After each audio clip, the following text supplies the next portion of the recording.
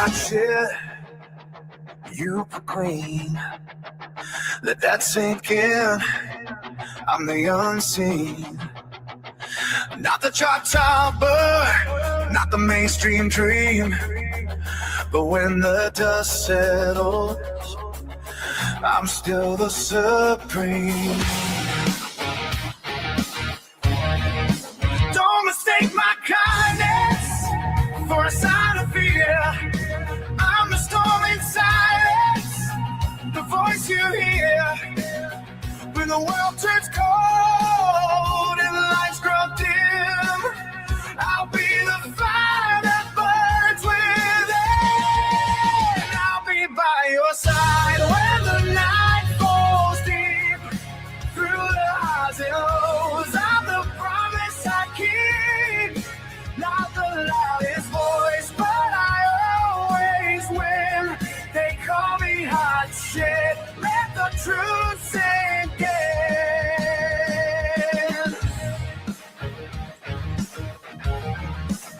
Every battle fought, every scar I wear, proof that I've been there, proof that I care.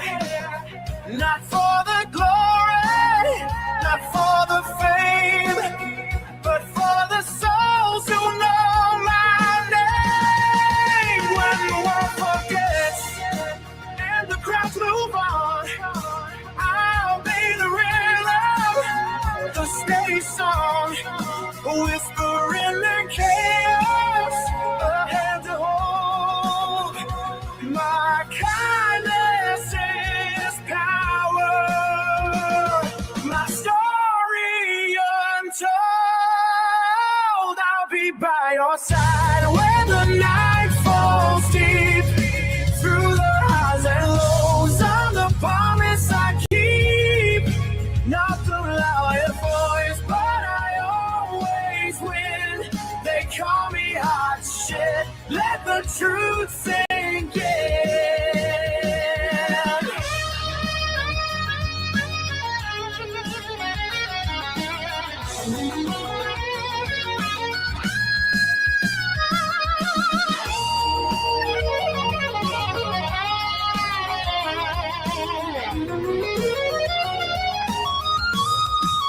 I'll be by your side when the night falls deep. Through the hard and lows, I'm the promise I keep. Not the loudest voice, but I always win. They call me hot shit. Let the truth sink in.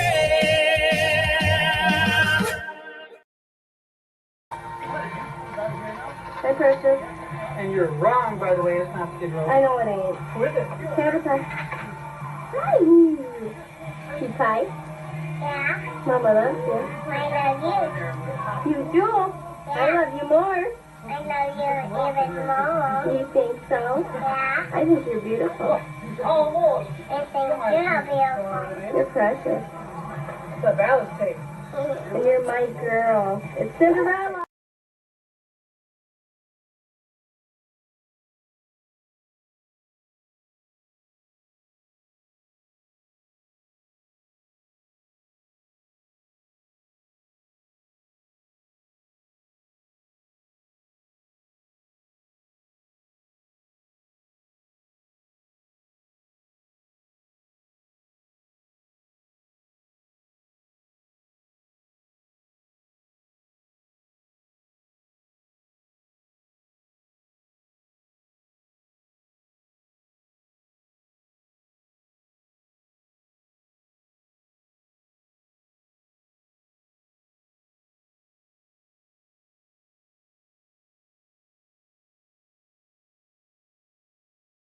Oh, here I'm talking.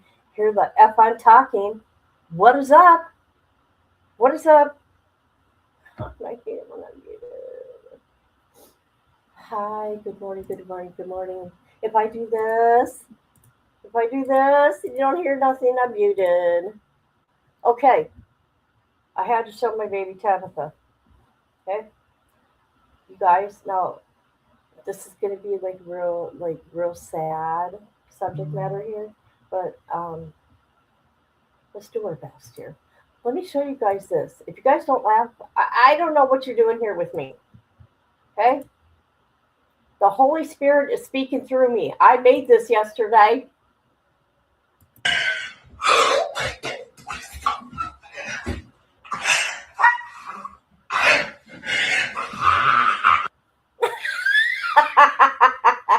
I'm so stupid, but I love it. I love it.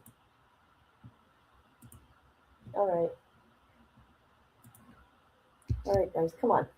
Fire in the chat. Fire in the chat. Come on, guys. Fire in the chat. What the hell's going on around here? All right. Let me put this up here. All right, this demon from Florida will be executed. And let's read what the governor says. And this is baby Gabrielle. Hanshaw. God, I don't know. She's 5 months old. Of course, I start copying. My God. All right, let's take this pretty baby down. Anybody, anything done to a child, I don't care. You should go directly to death row. Okay? All right?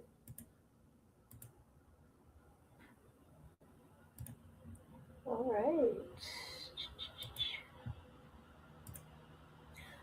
right. What am I showing now? Okay, I didn't want to do it like this, but whatever. So here he is. He is at the Florida State Prison right now, and he got convicted on 4/4/1997 for first-degree murder, aggravated child abuse, and it wasn't his kid; it was his girlfriend's.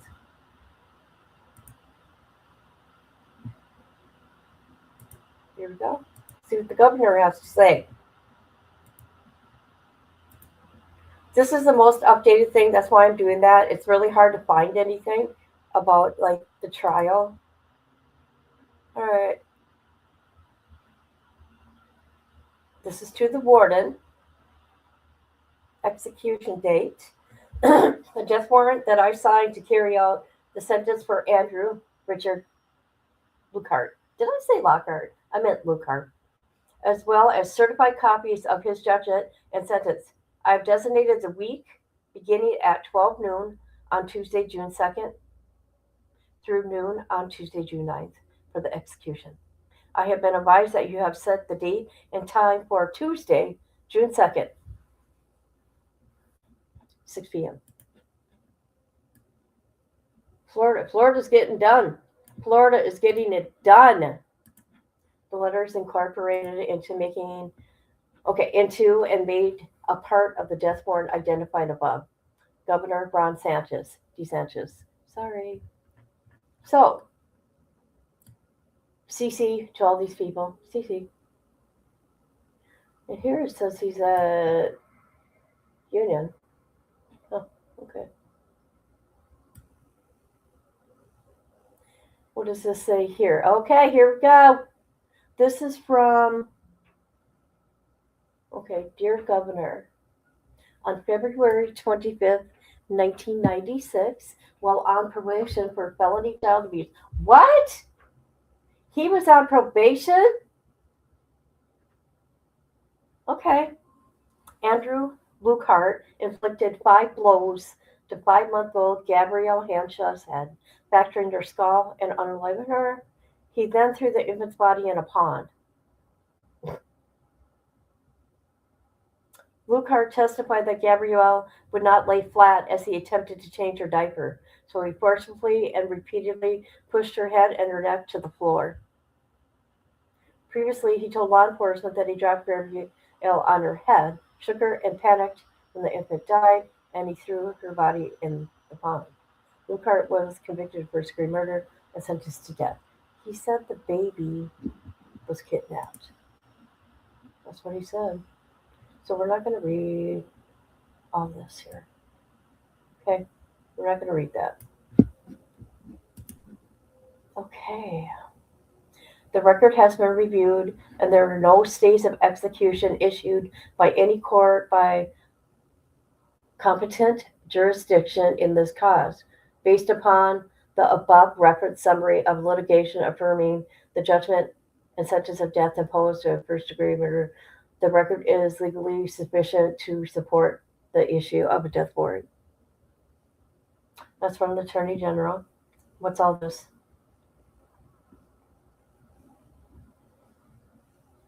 Okay, so this was filed April 4th, 1997. God. Okay, here, I want to know the child that he was on felony for child abuse. I mean, why would you want him around your kid? Did the mama know? Not saying the mama did anything. Okay, I'm just saying. Things are different now, though. We can look up anybody. Okay, there's his fingerprints.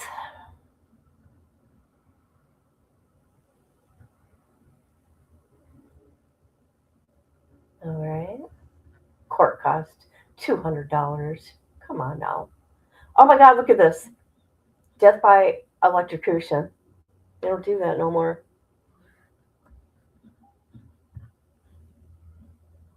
All right.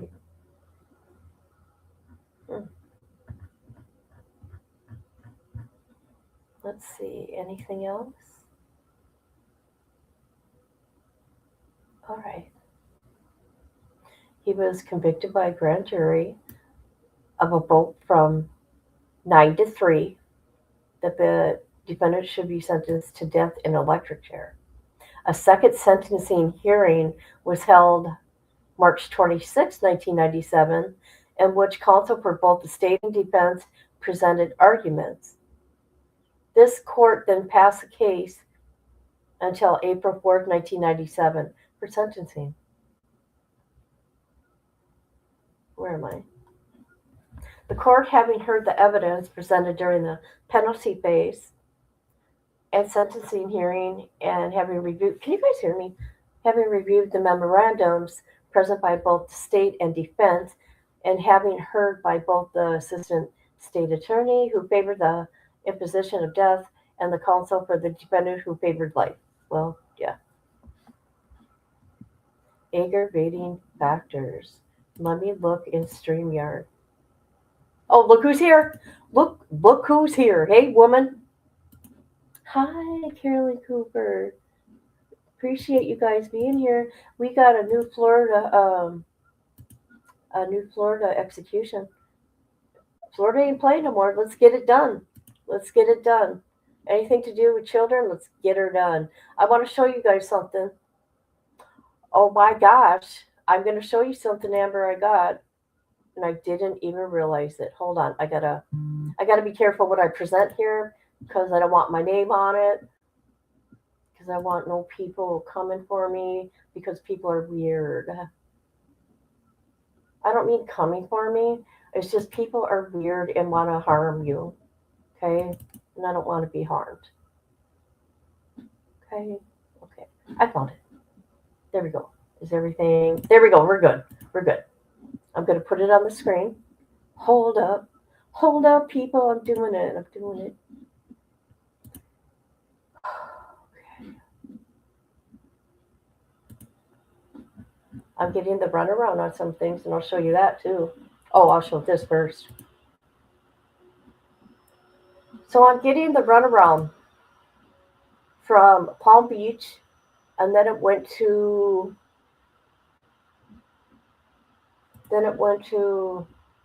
don't know, it starts with a V in Florida. And now finally, Orange County. Orange City, Florida. Come on. They better get on it. This body cam footage for a big YouTuber, okay? But they've been digging me around. I don't mean to say it like that, but they have. It's like, which one of you, when I know the report's right, okay? When I know that I did it the right way, but obviously they don't want to handle it. I don't know. Okay. And it's from 2019, so that's interesting. Here we go. This is a high profile, okay, inmate, somebody we know. Okay, Amber went in with somebody with me. I paid $167 for body cam footage. Okay, I noticed here because I keep checking when are they going to um, give me the body cam footage, right? But there's 7 videos. May 12th says right here, due date May 12th. So now we know. Now we know. Let me tell you something. It better be good body cam footage for that freaking much money. Okay, let's continue. Said I give an update. Aggravating factors. The defendant in committing the crime for which he is to be sentenced was engaged in the commission or attempt to commit a crime of aggravated child abuse. The defendant was convicted of child abuse, aggravated child abuse, in addition to the first degree murder. The evidence clearly shows that the 5-month-old Gabrielle Hanshaw, let's not forget her name, Gabrielle Hanshaw, died as a result of numerous blows to the head. The medical examiner testified that the child suffered at least 5 separate blows to her head. Oh, God. Which were the cause of her death. The conviction was proven beyond a reasonable doubt. The victim of the capital felony was a person less than 12 years old. The legislature enacting this aggravator clearly felt if the victim was under the age of 12, the death of a child would indicate a separate aggravator. Okay, and then they talk about Florida statute defines a child as any person under the age of 18. The defendant was charged with aggravated child abuse under the Florida statute, and it was specifically, I can never get that word right, alleged in the indictment that the defendant committed aggravated battery on a child, inflicting blood trauma to the head of Gabrielle Hanshaw. It is obvious that aggravated abuse, child abuse, includes a person under the age of 18. It is obvious that the aggravating factor applies to this case in the age of the victim that's 5 months old. There is no ability to resist the abuse she received at the hands of the defendant.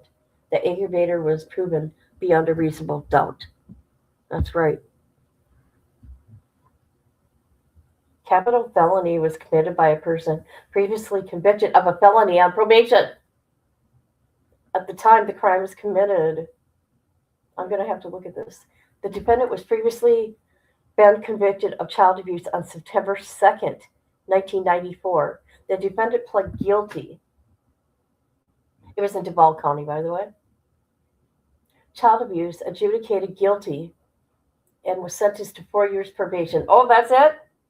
And he was on probation at the time of commission of the crime for which he is currently being sentenced.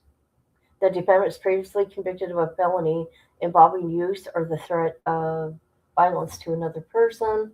The defendant was previously convicted of child abuse of an 8-month-old. Come on now. Come on now. Oh my God, you guys, come on. The child's name is Julian French, the daughter of the woman who the defendant was living with in 1994. The child suffered numerous injuries, including broken ribs, retinal hemorrhages, and trauma to the head. However, it was clear to the court that aggravating 3 or 4 merged and is treated by the court as one aggravator. Are you kidding me? I'm mad. I'm very upset. What is going on here? He already did this to a baby, 8-month-old. Look what he did to that 8-month-old. Let me come into chat. What do you guys feel? What's her name? Jillian French? Oh my God. I hope she's okay. I'm sorry, guys. I'm sorry. Hold on a minute. I'm going to look to see if that baby's okay. I know it's been 20 plus years, but I don't care. Oh, Julian. I hope she's okay, guys. Oh, her name pops right up. Is she an author? No. Julian Front, she's a girl that was there's another one that was she was a missing woman and her body was discovered in a car a year after she was wow. She disappeared. Where's everybody? Fire in the chat. Okay, let's see what's going on with this baby. Okay.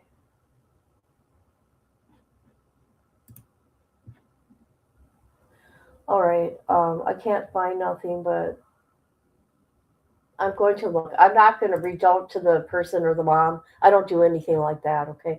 Well, I do reach out to inmates if I have questions. Yes, I do. And if you don't like it, get the hell out of here. I only see that to be funny because people had a problem that I reached out to Wade Wilson and they thought it was a big secret. They thought it was a big secret, and it wasn't a big fucking secret. It was three. It was three emails. That's it. Plain and simple. And I showed everybody. That's what's funny about it. All right, let's continue. This is so sad. No one got their hands on him. Statutory mitigating factors. The age of the defendant at the time of the crime. The defendant was 22 years of age. Who cares? At the time of the unaliving of the victim on February 25th, 1996, Dr. Harry Krupp, a renowned forensic psychologist, testified that the defendant's maturity level was less than his actual age. Oh my God. Oh my God. Are you kidding me? What about the baby? Doctor. At the time of the crime, the defendant was living with the victim's mother and the victim and was working and supporting himself. According to the pre-sentence investigation, he had, for all intents and purposes, hey, Dr. Henny, I'm going to find you. I'm going to find this doctor right here. Hold on a minute. Oops. I want to see how he feels about this. How does he feel? Gosh. Hey. He's a doctor, guys. We're going to find him. I am. Oh, shoot. I will later. Never mind. All right. Where are we? According to the pre-sentence investigation, he had, for all intents and purposes, been supporting himself for a number of years, according to, or prior to the commission of the crime. The court has considered the defendant's age at the time of the commission and gave it some weight, people. Gave it some weight. The capacity of the defendant to appreciate the criminality of his conduct or to confirm his conduct to the requirements of the law. Okay? Dr. Harry testified during the penalty phase proceeding. Oh, okay. Hold on. Never mind. Okay. Dr. Harry testified during the penalty proceedings as to the evaluation of the defendant. Dr. Harry indicated that he elevated. Oh, you guys know what I'm saying. Evaluated. There we go. The defendant in 1994, when he was charged with the other child abuse case, and found him competent to proceed and sane at the time of the commission of the crime. But Dr. Harry did indicate that the defendant was in need of some inpatient treatment at the time to control his anger problems. What? He further testified that the defendant needed to address his own past history of, okay, we get an idea what that is. Dr. Harry saw the defendant, Lukehart, again in 1997. In the present case, and once again found the defendant competent to proceed and sane at the time. How do you feel about this, Dr. Harry? How do you feel? I think you better go get some more education. All right. Dr. Harry indicated that he reviewed prior school records of the defendant and indicated that during the school year, the school authorities had indicated that he needed counseling. In addition, he considered the defendant to be seriously disturbed. Well, yeah, if you could do that to a baby, partly as a result of growing up in a dysfunctional family. We all, well, I'm saying, I have a dysfunctional family. You don't see me out there harming people. Dr. Harry ultimately offered the following options. One, defendant suffers from intermittent explosive disorder. What the hell is that? Two, that he suffers from substance abuse as a result of consumption of alcohol over the years. Three, that he suffers from post-traumatic stress. And four, the dependent has personality disorder. Oh my God, what more are you going to give him, doctor? Which Dr. Harry describes as being antisocial with destructive. Oh my God, look at all the labels he's given this guy with destructive behavior. You didn't do that prior, though, did you? The court, having considered the testimony of Dr. Harry as well as family members, as a beginning. Oh God, I can't say that word. You guys, please help me. Mitigating factors. Sorry, I give some weight. I totally forgot what I was reading. It's so weird what happens to me. 3. Any aspect of the defendant's character or record or other circumstances of the offense which include non-statutory. Let me get yours. A. Alcoholic father. I got one too. The defendant grew up in a dysfunctional family in which the record is clear that the defendant's father was a confirmed alcoholic for a number of years, and the father testified that during the time he was attempting to get his life straightened out, he had very little spent time with the defendant. Father also testified again on occasion that he physically abused the defendant. The court has considered some weight to these factors. B. The defendant's drug and alcohol abuse. The defendant has a history of abusing alcohol and drugs. However, there's no evidence or testimony that his use of drugs or alcohol impaired his ability to know the difference between right and wrong.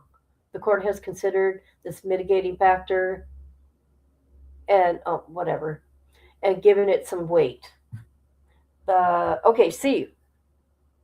The defendant blank, who is presently serving a term in prison for the offense at the age of blank. The defendant was blank. Why are they blanking that out?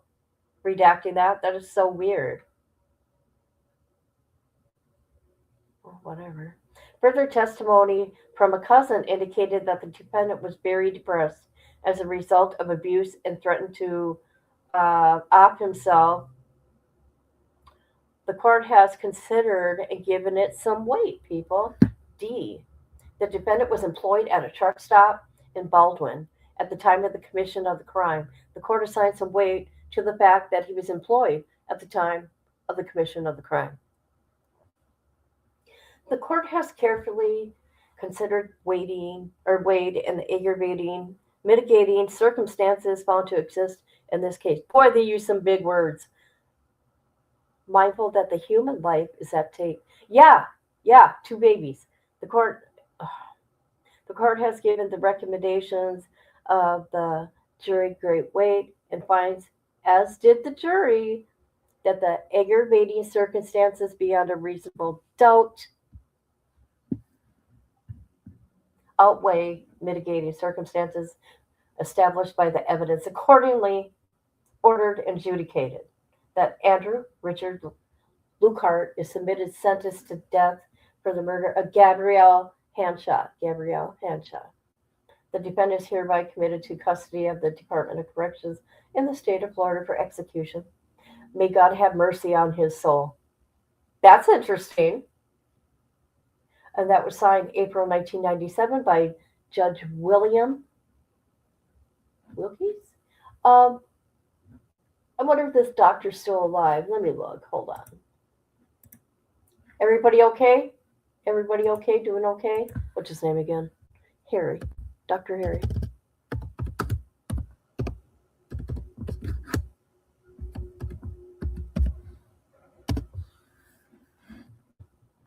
So they say he's an expert witness profiler.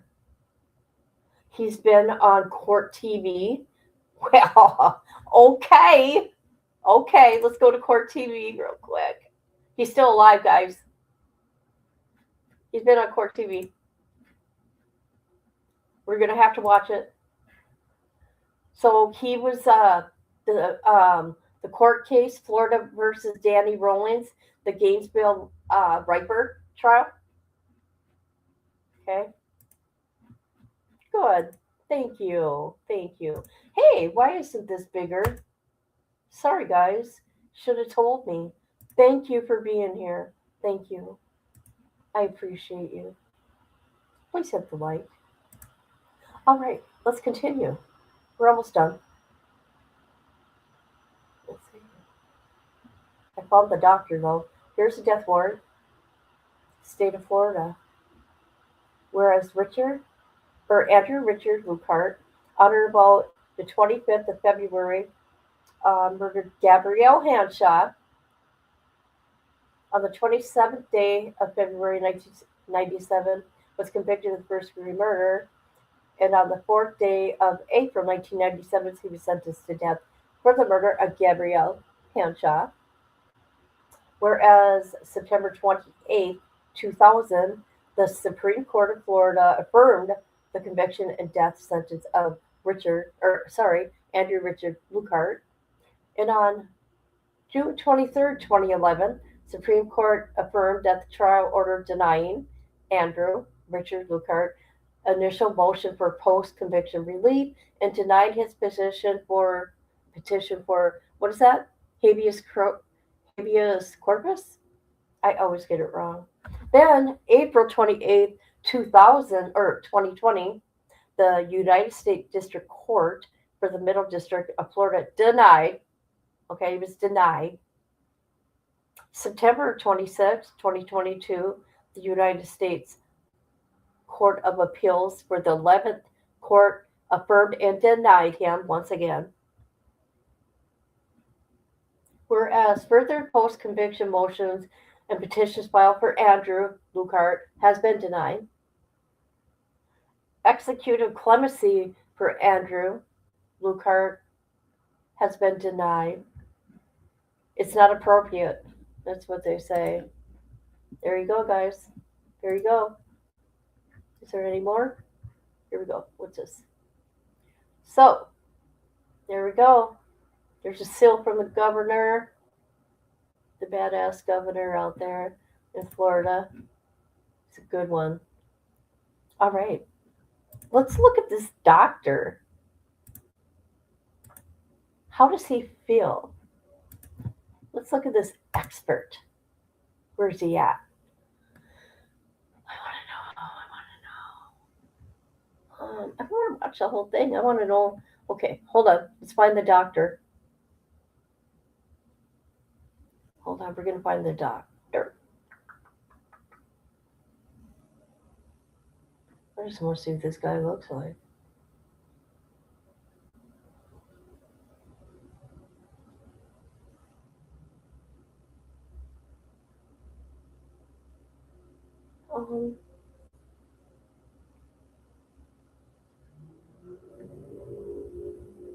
Here he is. Yeah. Look at your dumb ass. Sorry, guys. Dr. Kropp, after having interviewed Mr. Rowling for approximately 22 hours, reviewed depositions, police reports, psychological, psychiatric records, evaluations, reviewed psychological tests, talked and interviewed various individuals, have you formed any diagnosis or opinion concerning Mr. Danny Harold Rowling in regards to any emotional or mental disorders? Yes, I have. First of all, let me ask you, what is the purpose of a psychiatric or psychological diagnosis? The diagnosis This is primarily a classification system that's used primarily for communication, primarily between or among professionals so that they can communicate about an individual with regard to certain categories or classifications. And it's also used for the purpose of trying. Who we got here, this is Dr. Harry Crow. Okay? He's a doctor that testified that poor Andrew. Okay? I wonder how he feels now. To establish particular treatment programs. So it's used for communication and planning purposes. Can you now give us the diagnoses you have arrived at regarding Mr. Rowling? Based on my entire evaluation, it's my opinion that Danny Rowling is a seriously disturbed, emotionally disturbed individual who actually has a number of diagnoses. The diagnostic categories that he falls in are both at what we call Access 1 and Access 2. The diagnostic system that is used by almost all psychologists and psychiatrists is what we call multi-axial. That is, on Access 1, it has a diagnosis. Okay, we're going to listen to what he diagnoses this guy.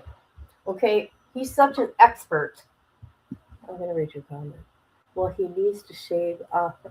Yeah, you're going to show up to court, get it together. Okay? Okay.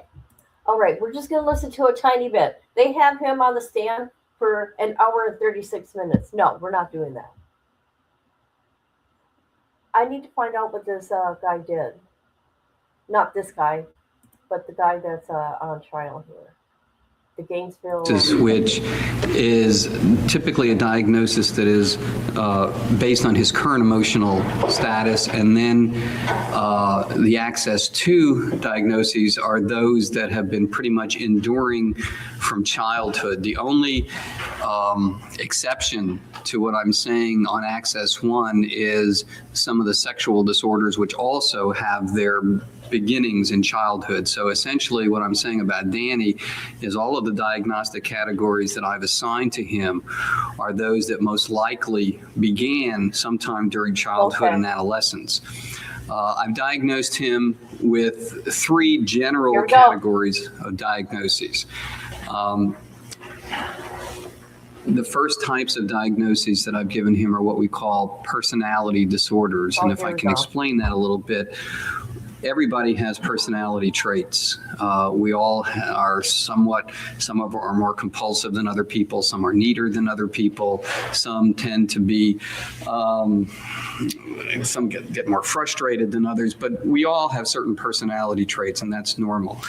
It's when these personality traits, which consists of the way we look at things, the way we think about these things, and the way we relate to the environment. When those traits are exhibited in a manner in which we consider inflexible or maladaptive or cause distress or hurt in some way to the environment or to ourselves, then it's called a personality disorder.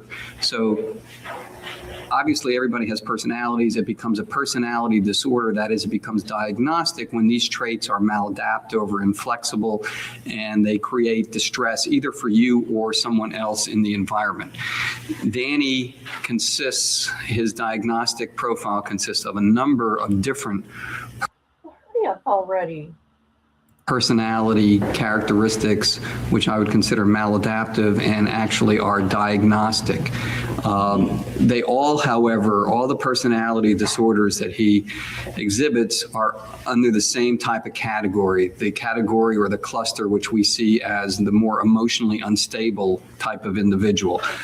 The first type of diagnosis that I gave him is what we call a borderline personality disorder. The second type of diagnosis that I gave him is what we call an antisocial personality disorder. Here we go. Here we go. And then the third type of diagnosis is what we call a personality disorder not otherwise specified.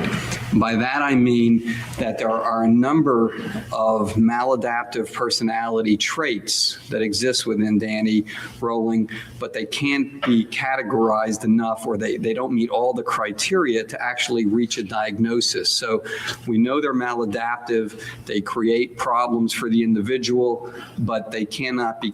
Oh, shut up. Shut up. Sorry, guys. I'm telling you, people that man, okay, get 4 months of, or 4 years instead of doing prison time. And look at, killed a baby. Okay, let's see what Danny Rollins did. Let me tell you, they made a lot of stuff about him. Let's go to A&E did stuff on him. Criminal Minds. Holy crap. He's a serial killer who inspired the show Scream. Really? I did not know that. Let's looky. It's a Florida case. Of course. The serial killer who inspired Scream terrorized my college town for 35 years ago and left me terrified to sleep. So he unalived these people with the bats, obviously. In August 1990, 5 students, 4 females, 1 male, were unalived by a serial killer in Gainesville, Florida, home of the University of Florida. Sorry. The killer, who was also responsible for a triple homicide in Louisiana, would later become known as the Gainesville Ripper. The events inspired 1996 horror movie Scream. In 1990, when my roommate Stephanie called me on the phone sobbing, it was Tuesday, shortly before the start of fall semester at the University of Florida in Gainesville. And I was sitting in my office at the Independent Florida, what is that, Alligator? UF Students Run newspaper, working on the latest issue of the Applause Entertainment section, which I edited. At first, Stephanie could barely get any words out, but I had a sneaking stomach-churning feeling. I knew why she was calling. Over the course of the previous week, a serial killer had been terrorizing our college town. He unalived 5 students, 4 female, 1 male, breaking into their apartments, arring the women, and stabbing them to death. He posed their bodies. Was he trying to be like a what's his name? Ted Bundy? He posed their bodies after unaliving them in a horrific, gruesome twist. He decapitated one of his victims and placed her head on a mantle. Oh my God! News of the murders traveled quickly and somewhat inaccurately. At one point, my friends and I thought he decapitated all of his victims and put their heads on a display in their living room. What?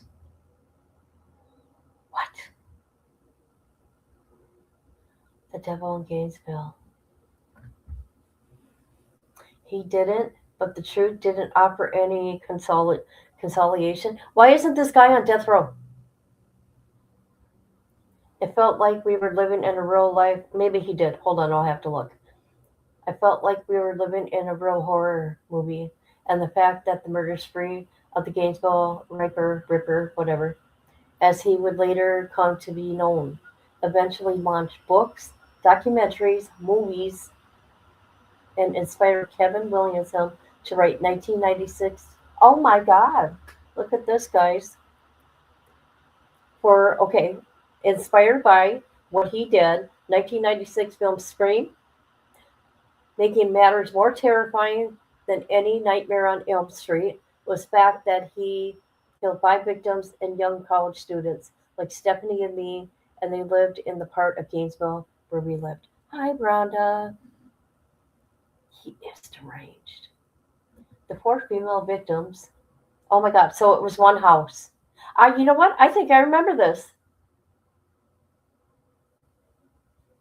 I think I remember this. Or I remember it from watching something. I think. The 4 female roommates, Sonia, 18, Christina, 17, Krista, 18, Tracy, 23, were all white. Why are they saying that? White brunettes. Okay. The fifth victim was Manny, 23. He was Paul's roommate, and he had to be at the wrong place at the wrong time. See, I've heard of this case. At home sleeping in his own bed at the wrong time.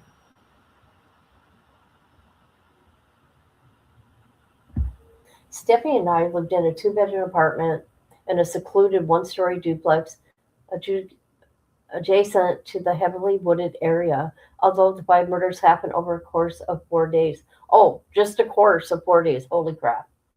Gainesville would be on high alert for weeks. Every time I came home, whether it was daytime or night, I was terrified the killer. I would move, okay? Might be lurking in a dark behind our apartment waiting to strike. Or maybe he'll be living right next door. We didn't really know our neighbors. In such a fraught times, extreme fear and trust can become mutually exclusive. What was this? Oh, July 2025. Okay, I'm just checking.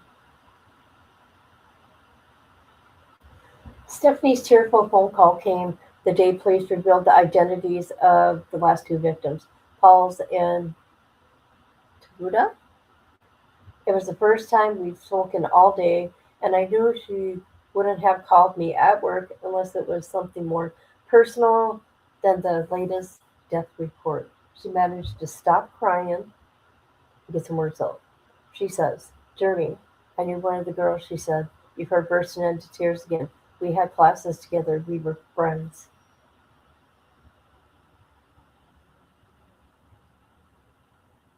What do you guys think of this? Sorry, I gotta take a drink. That's a lot of reading for me. A lot of reading. Hold up.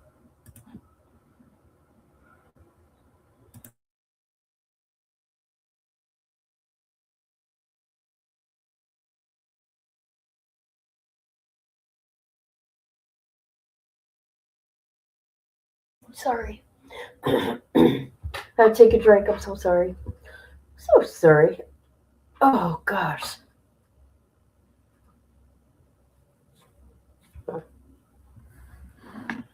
Any comments, anybody?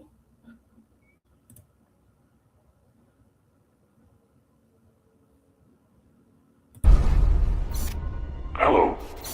Do you want to play a game? That's right. That's what you all get. I don't know what you people are doing. That's what you all get. That's right. Let's continue.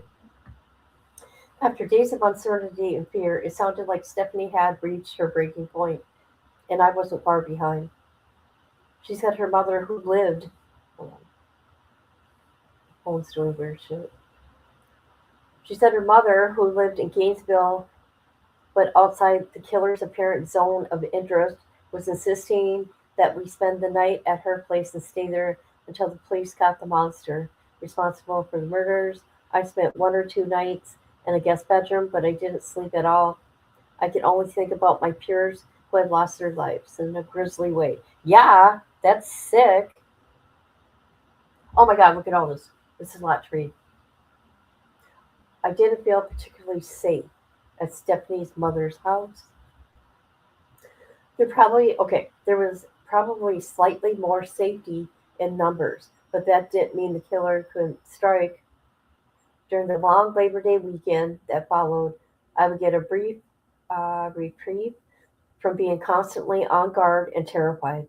My friend Alex's alternative rock band, Henrietta's Lovers, was playing at a party and Tulane University, and he invited me to join the road trip to New Orleans. Uh oh. That's where Rollins went. Any underlives somebody there? Prepare yourself, Amber. We're talking about Louisiana now. We had a great time, but we felt like a dark cloud was hanging over our heads the entire time. After a few days, I knew we'd have to return home, and I'd love to face increasingly darker fears. Late Saturday night, when the guys dropped me off at the apartment, the band bassist asked if I wanted to crash at his fraternity house for safety numbers. I didn't want to be like the doomed kid in horror stories who runs upstairs instead of outside, but I declined. I couldn't let fear control my life. Stephanie was still staying with her mom, so I'd spend the night alone in our apartment in the middle of the danger zone. How did they find him? At this point, the police have released a sketch of the suspected serial killer. It was one of those police sketches that could basically be anybody, but the anonymous face still etched itself in my brain. That night, every time I closed my eyes, I saw it. When I opened my eyes and looked out the window, it was staring at me in the dark of the other side. This person must be write books. I had another sleepless night. If I started doze off, I was jolted awake by the anonymous frightening face. Eventually, Stephanie returned home and things slowly went back to normal in Gainesville. The police would arrest and release two suspects, oh wow, before finally arresting Danny Rollins and Shreveport, Louisiana. Okay? Native. Oh, he's from there. Who would later confess to the triple homicide in his hometown, Amber. Amber. A triple homicide out there. Holy crap. Have you heard of that, Amber? So what did he do? In his hometown and shooting his own father. What? What, you guys? You guys, he shot his dad. Whoa. By this time, he went to trial in 1994 and was convicted and sentenced for the death of 5 Gainesville students. I had already graduated, moved to New York City. He was executed by lethal, oh, he's dead, by lethal injection on October 2006, just 1 month after I left New York City. Moved from wherever that is. Okay. Wow. Okay. So 1994 was his trial, and he was executed in 2006. 94, 2004. They shouldn't have wasted any time with him. It was in Sherview, I think. Hold on. Oh, sorry. Shreveport, Louisiana. That's what's up. That's what happened. Oh my God. How could somebody do that? I don't understand. Okay, no. I just want to know what happened to that guy. Or, look at this. I'm not reading all that. I want to know who wrote this. I want to know who she is. Does it say? We will find out. Jeremy, okay. Jeremy Hilliger? Bye? No, it can't be. I don't know. It had to be girl. It's not a guy. She wants to be anonymous, I think. I think I would too. Okay, I'm going to see what she says here at the end. It's an understanding. I wouldn't wish this on anyone. Knowing what it's like to fear for your life is about to be snatched away from you by the devil when you have so much of it left to live. She's got to be a writer. Isn't that interesting? Okay, the guy's gone.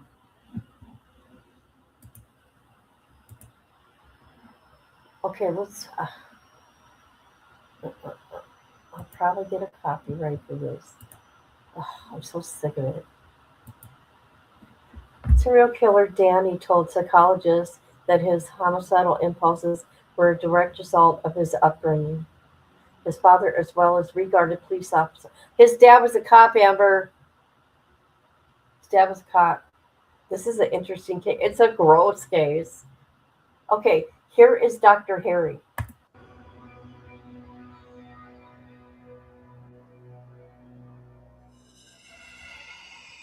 Danny had a need to control. You could trace that back to his family circumstances. The family was very dysfunctional. He felt like he had no control in the family, that it was the father who was extremely authoritative, physical at times. He described his father as being sadistic in his nature. Danny's father was a hero in a small town, being in law enforcement. He was the good guys and he brought the bad guys in for punishment.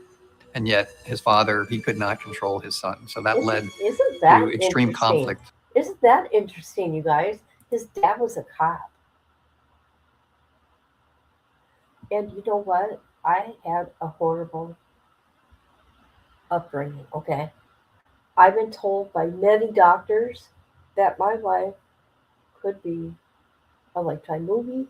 I've been told I should write books. My new doctor thinks that I should record things. I'm like, no. That's creepy as hell. Have a father that's a cop. Yeah. Because his dad was mean to him. Okay? So let's do this. Jesus. Remember, we're focusing on also the doctor. With Danny and his father. I know his father was very easy to use corporal punishment on Danny, even as he got older, which the father felt possibly would get Danny under control, although it had the opposite effect. And the father and Danny started becoming more and more estranged as he started not only engaging in some of these voyeuristic acts, but also involved in other criminal activities, which resulted in his arrest, which of course, his father being a law enforcement officer, that was very, very difficult for him to accept.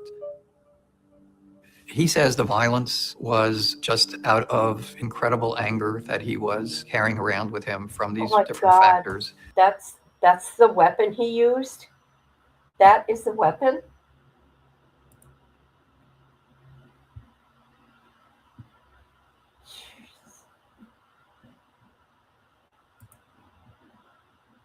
His relationship with his father. So you had a very bad combination of a neglectful family, feeling like you weren't part of this family, trying to fantasize that you were part of another family. He had a lot of anger, and sadly, he took it out on other people.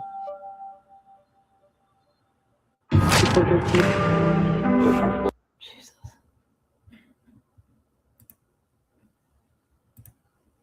Well, that's quite the crazy case. Here, I want to look up the doctor, and I found oh, I just want to show this real quick.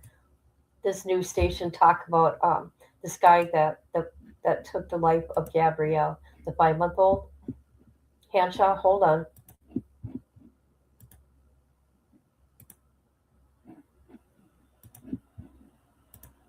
Because they talk about. Governor Ron DeSantis signed a death warrant today for a Jacksonville man convicted of killing a 5-month-old baby and throwing her body into a pond. Andrew Lukehart was arrested back in 1996 and is scheduled to be the 8th person executed in Florida this year. News4Jax anchor Tarek Miner is here after looking through our archive coverage of this case, Tarek. And, this was a story that no one really could believe when it happened here in Jacksonville back in 1996. A man who killed a 5-month-old baby while changing her diaper. Jesus. Did you kill the baby, Mr. Lukehart? It's a question everyone in Jacksonville was asking, up until the arrest of 22-year-old Andrew Lukehart, who initially reported 5-month-old Gabrielle Hanshaw missing to authorities. The toddler was his girlfriend's daughter, and according to police, while changing the baby's diaper, she wouldn't lie flat, so Lukehart forcefully and repeatedly pushed her head and neck to the floor. 30 minutes after the crime, Lukehart reported the child missing. Okay, what's going on here?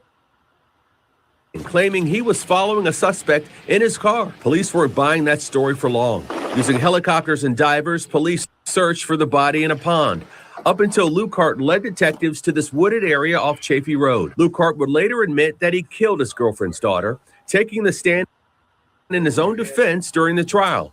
He told jurors he struck the child with such force, the baby stopped breathing. I got scared. and I started to panic, and I ran Why would you take outside and threw the diaper away and jumped in the car and started up and left. I felt bad. I felt guilty. The jury deliberated for only an hour and a half before finding That's Lukehart right. guilty. By a vote of 9-3, advise and recommend to the court that it impose the death penalty upon Andrew Richard Lukehart. There was no emotion from him in the court, but hysteria from his family as his mother ran out of the courtroom screaming. Do you want the death penalty for Andrew Lukehart? Yes. Why is that? He killed my baby. Anything you'd like to say about this verdict? What about the next phase? Are you worried about getting the death penalty? Nope. No, I'm not scared. Why not? I'm right with God, that's why. Lukhart's execution date is scheduled for June the 2nd at 6 p.m. at Florida State Prison in Rayford. It would be the 9th death warrant signed by the governor. There we go. There we go. Yeah. I mean, come on.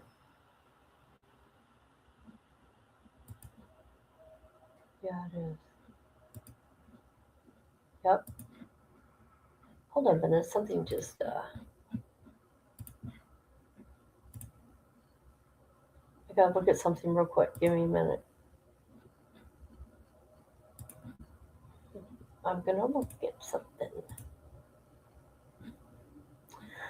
Today's the 6th. Oh, today's my dad's birthday. Holy shit. Woody.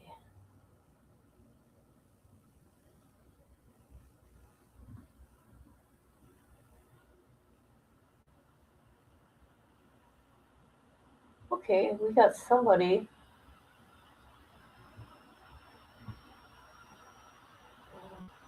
Somebody that's on death row that's having oral arguments today. Let's see, who is it? They got the deaths. Hold on. Who did they harm? Angel Gonzalez. Hold on. Who did you harm?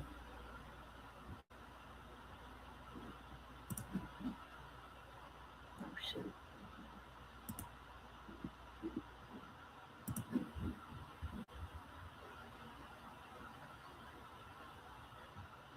I want to see who he harmed. Oh, he pled guilty. In 2016, hold on. Oh,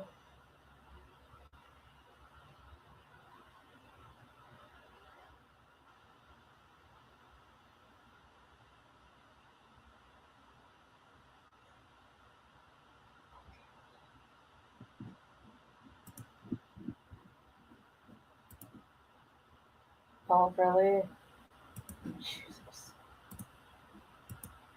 Well, the wave waves are going to like that. Okay. So what did he do here? We're going to look. He did something within the prison. What did they do? Oh, he unalived somebody in a cell.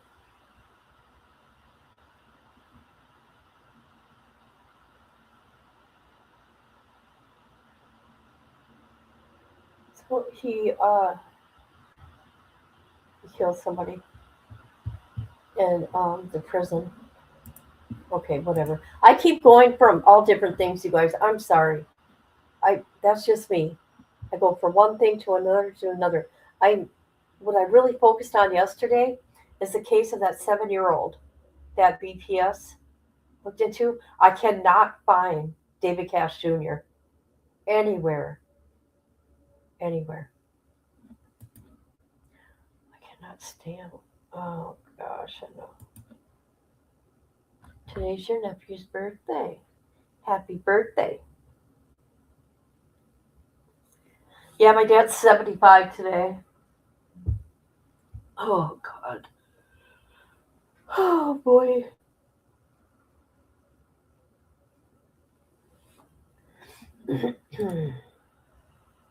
Yeah, you know what? Somebody will put it on. Somebody will put it on the internet because Netflix is too outrageous in price to me.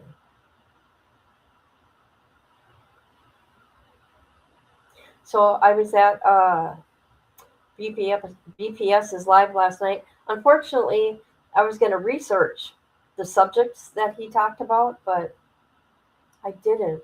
So it was kind of hard to follow, but I was there supporting him and his channel. One thing I can say about him, he's very, very kind to everybody.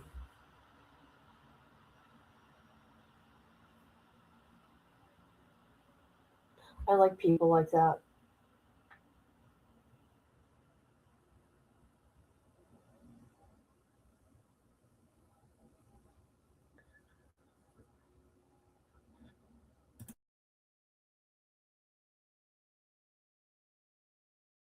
Okay.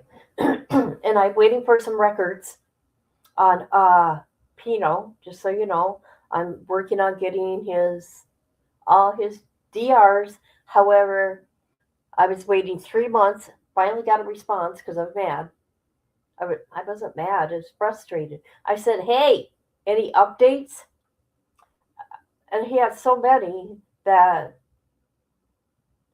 they told me to, they gave me the list and told me to pick. So I'm trying to get all of 2016, 2017. I'm going to get time frames. There's so much I'm waiting on. Body cam footage. Ugh, it's crazy. I have Netflix. Maybe we can stream on Rumble. Yes, he is very kind. Yes.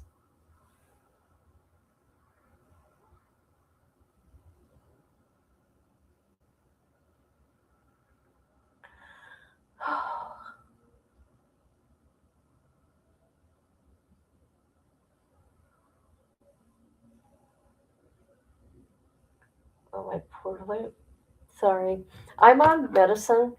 I don't know if you guys know it. Wait, I'm sure you do. Accutane. And let me tell you, it makes my lips so dry. And no matter the lip stuff and the doctor tell me to get, they're still dry and it pisses me off.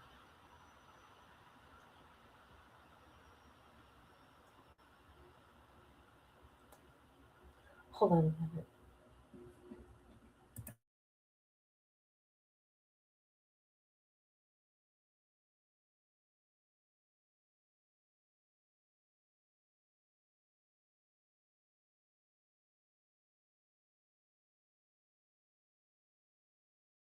All right.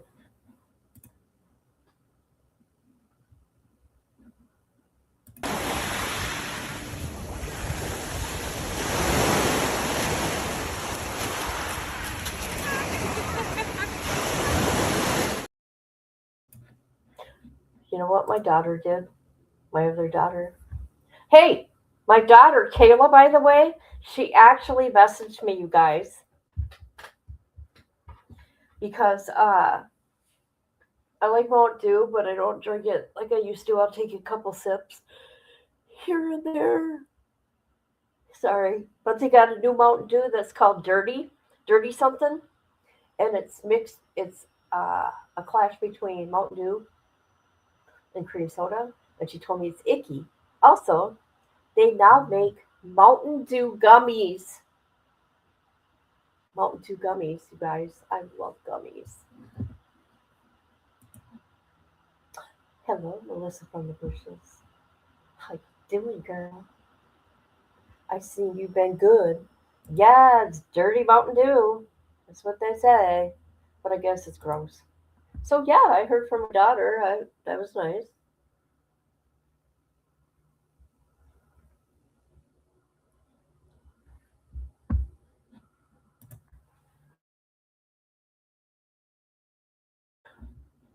And my one son, my oldest son, came here. Remember, he hurt my feelings because he's never treated me like that. And he came the other day with my grandson And he was very nice to me, and he hugged me like when he was a little boy,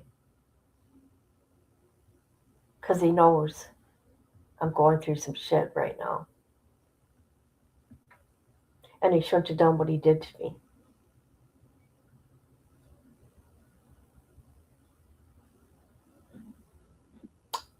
Yeah.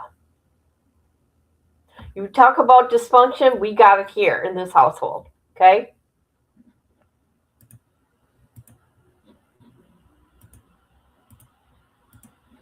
What else do I want to talk about?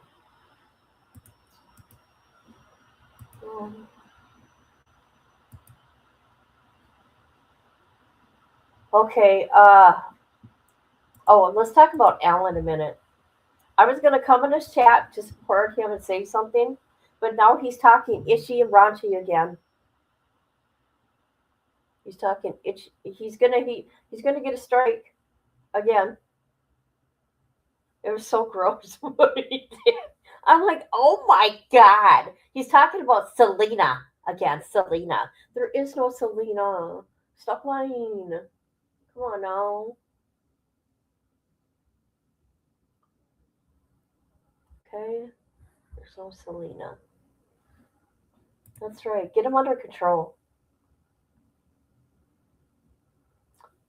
Have you guys noticed that our gang is kind of like not here altogether? What's going on?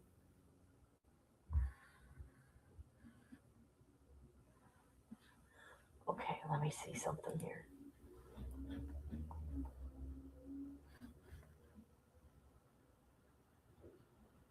There's a lot of shit going on the internet between people. It's crazy. These people that stay on cases, like the people on Sebastian Rogers' case, the Nancy Guthrie case, the Gypsy Rose case. I mean, come on, people. There ain't nothing new. I want to see what this little demon's talking about. Hold on a minute. I'm not going to show their page. Oh, they've been good for 24 hours. How about that, people? Is there anything you guys want to look at? Anything? Yeah, there's been a problem with that. However, it's strange. It's strange that I'm getting notifications on my other channel. So I don't know what the hell's going on. I get the notifications.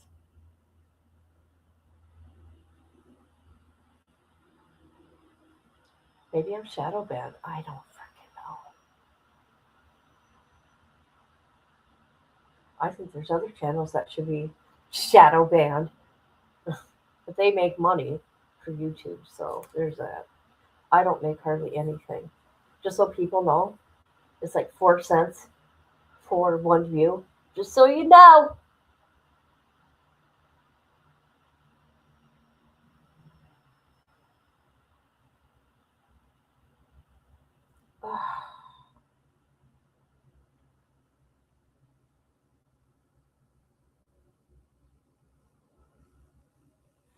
Well, yeah, because you're subbed up to my other channels. That's why. And I do horizontal and vertical. So that's 2 for each channel. But yeah, at least you know what's going on.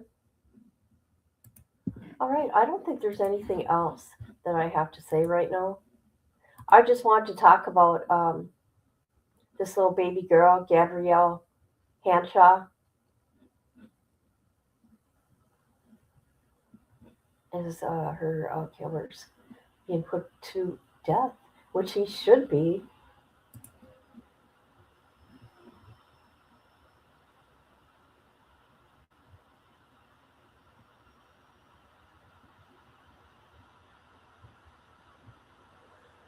Oh,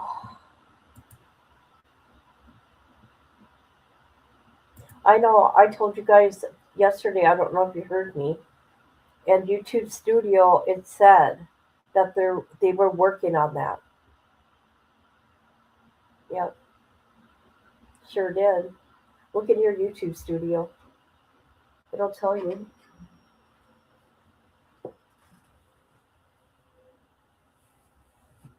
Yepers. Yep. Hold on. I gotta take a drink.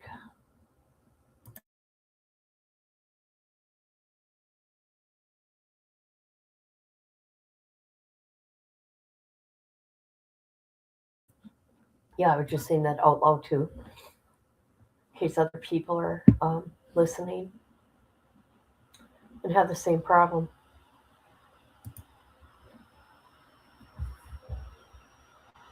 What the hell was that noise?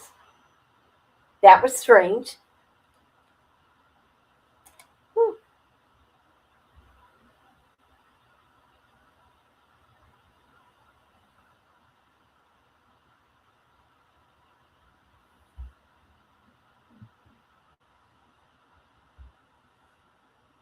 All right.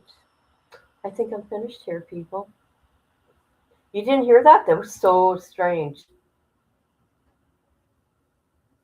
Sometimes I wonder. Okay, I can't think of anything I want to say about the unaliving of 5-month-old Gabrielle Hanshaw by the hands of Andrew Richard Lukehart. Baby's finally getting justice.